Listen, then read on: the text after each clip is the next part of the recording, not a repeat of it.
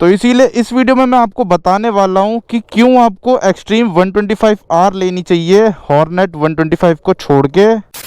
तो अभी फ़िलहाल मैं अपनी हॉर्नेट 125 को लेके पहुंच चुका हूं कुछ इस तरह की जगह पे। ये देख लो दिल्ली की कितनी ज़्यादा सुंदर जगह है, ये चारों तरफ यहाँ हरियाली ही हरियाली है। और यार कुछ टाइम पहले ना मैंने एक वीडियो बनाई थी कि क्यों आपको हॉर्नेट 125 लेनी चाहिए एक्सट्रीम 125R को छोड़ के। तो उसमें मैंने ये भी बोला था कि अगर आपको वीडियो चाहिए हो इसके ऊपर कि आपको एक्सट्रीम क्यों लेनी चाहिए हॉर्नेट 125 को छोड़ के तो बताना। तो एक दो भाइयों ने बोला कि बनाओ इसके ऊपर भी वीडियो। तो इसीलिए इस वीडियो में मैं आपको बताने वाला हूं कि क्यों आपको एक्सट्रीम 125R लेनी चाहिए हॉर्नेट 125 को छोड़ के।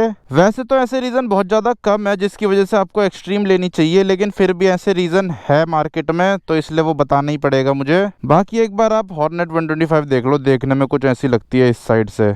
ये इसके टायर, ये इसका एग्जॉस्ट, ये इसके अपसाइड डाउन फॉक्स, और ये इसकी लाइट, और ये इसकी टंकी। और यहाँ यार ज़मीन में भी देख के चलना पड़ेगा, यहाँ सांप वाप भी होते हैं। ये सांपों का बहुत ज़्यादा पसंदीदा इलाका है, तो इसीलिए देख के वीडियो बनानी पड़ेगी, कहीं पता चले वीडियो बनाने के चक्कर में सांप काट ले। और बहुत सारे भाई ना ये लेग गार्ड के बारे में भी पूछ रहे थे, कितने रुपए के खरीदे, कहाँ से लगवाए, ये लगवाने चाहिए या क्रैश गार्ड लगवाने चाहिए। तो वैसे अगर आपको सेफ्टी ज़्यादा चाहिए फिर तो आपको क्रैश गार्ड लगवाने चाहिए। होंडा ना दो चीज़ दे रही है, एक लेग गार्ड दे रही है और क्रैश गार्ड दे रही है, आपकी मर्जी है, दोनों में से कुछ भी लगवा लो। लेकिन मेरे को ये लेग गार्ड ज़्यादा सही लगते हैं। वो क्रैश गार्ड ना बहुत ज़्यादा बड़े बड़े से लगते हैं, उसमें बाइक कम दिखती है, वो डंडे डंडे से ज़्यादा दिखते हैं, इसलिए मेरे को पसंद नहीं आते।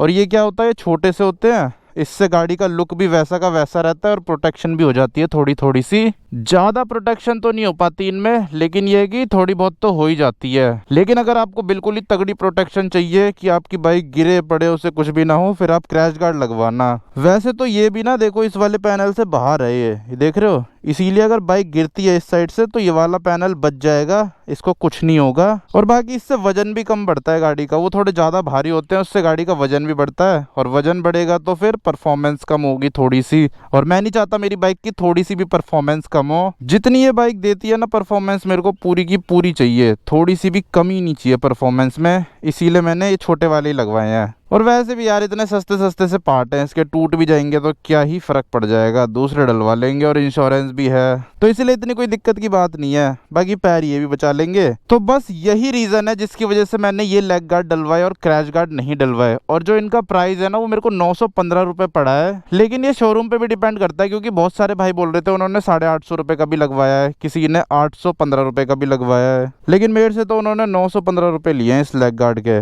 और ये लेग गार्ड ना एसेसरीज में आने लग गई है अब, इसीलिए इसके एक्स्ट्रा पैसे ले रहे हैं। अगर आप एसेसरीज नहीं लगवाओगे ना तो बिना लेग गार्ड के आपको बाइक मिलेगी। बाकी ये जगह देख लो कितनी ज़्यादा मस्त जगह है।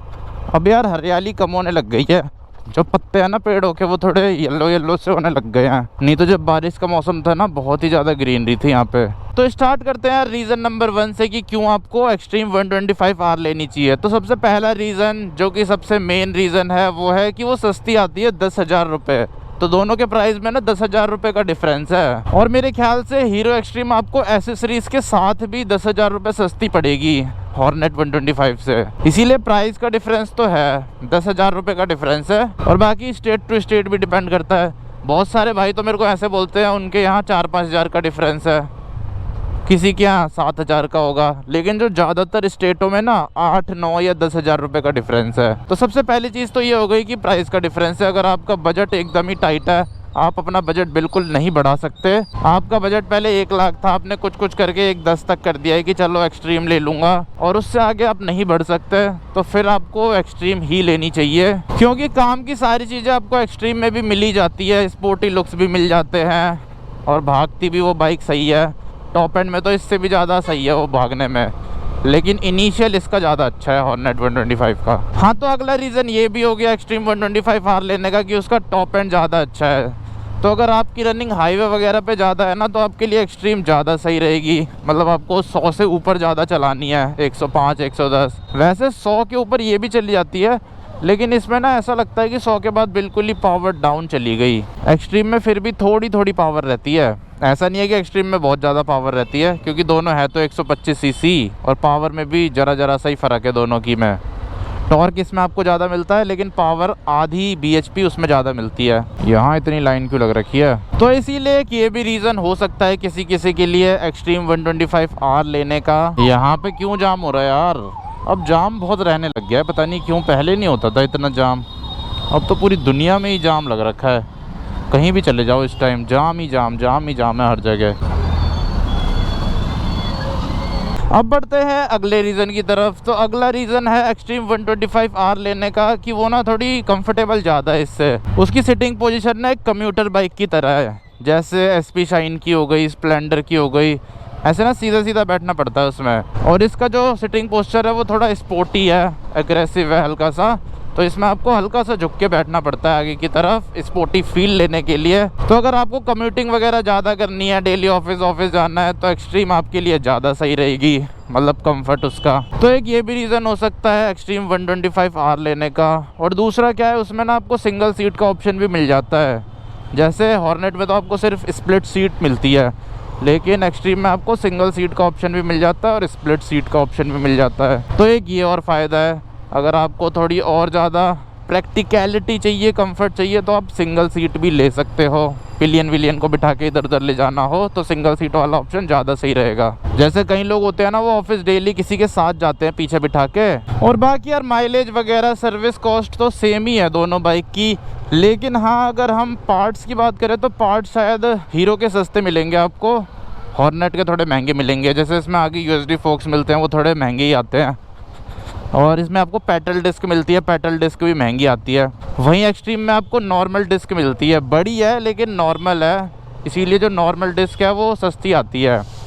और वहीं टेलीस्कोपिक भी सस्ते ही आते हैं, चाहे कितने भी मोटे क्यों ना हो। वहीं जो USD फोक्स होते हैं वो महंगे आते हैं। इसमें थोड़ी बहुत महंगी चीज़ें लगी हैं, इसीलिए इसका प्राइस भी ज़्यादा है। ऊपर से डिस्प्ले तो इसकी एक्सट्रीम से बहुत ज़्यादा अच्छी है और एक्यूरेट भी है।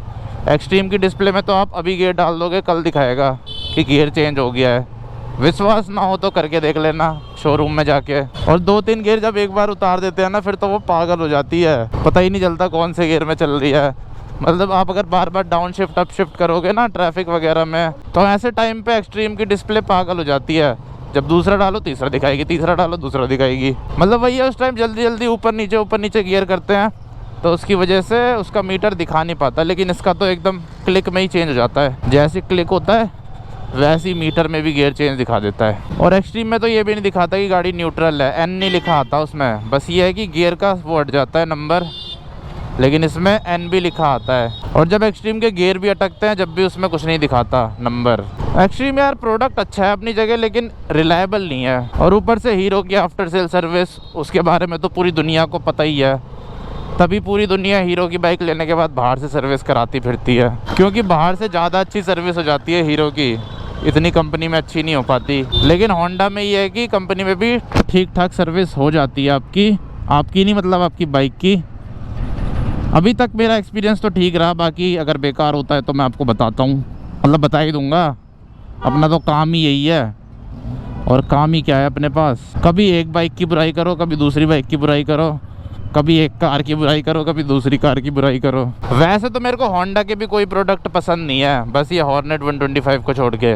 इनकी जो हॉर्नेट 180 आती है वो भी मुझे इतनी अच्छी नहीं लगती, एक्टिवा आती है वो बेकार लगती है, SP शाइन मेरे को बेकार लगती है, नॉर्मल शाइन भी बेकार लगती है। बस ये वाली बाइक मेरे को इनकी अच्छी लगी बहुत ज़्यादा। इसके अलावा तो इनके भी सारे प्रोडक्ट ऐसे ही है, बस इनके इंजन ठीक होते हैं और कुछ नहीं है। लेकिन इस वाले प्रोडक्ट में इन्होंने इंजन के साथ साथ फीचर्स भी दे दिए और भी बहुत सारी चीज़ें दे दी।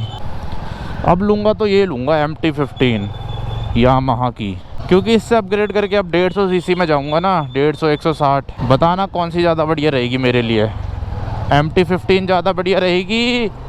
एक एक्सट्रीम की 250 भी आती है, पर यार वो तो और ज़्यादा रद्दी बाइक है, उसके रिव्यूज़ तो और ज़्यादा ख़राब है। 125 तो फिर भी चलो ठीक ठाक हो जाती है, और ऊपर से उसे तो कोई ठीक भी नहीं कर पाएगा बाहर भी ना कंपनी में। इनसे 125R ठीक नहीं हो पाती, तो 250R तो बहुत मुश्किल से ही ठीक हो पाएगी, मतलब कंपनी वालों से। बाकी जो एक्सट्रीम है ना, उसके सस्पेंशन भी थोड़े सॉफ्ट हैं, देखो ये कैसे चढ़ती है, ये कम झूलती है, एक्सट्रीम थोड़ी झूलती ज़्यादा है। उसके सस्पेंशन टेलीस्कोपिक है ना, लेकिन वो ऑफ रोड में हेल्प करते हैं, ऑफ रोडिंग में सही रहते हैं एक्सट्रीम जैसे सस्पेंशन।